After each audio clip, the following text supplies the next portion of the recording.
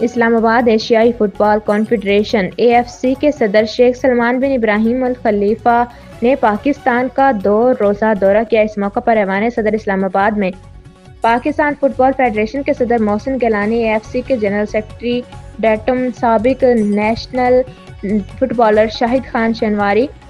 سابق DG Pakistan sports board Akhtar Nawaz Ganjera اور ہلال احمر پاکستان کے چیئرمین فرزند وزیر نے قائم مقام صدر پاکستان یوسف رضا گیلانی سے ملاقات کی۔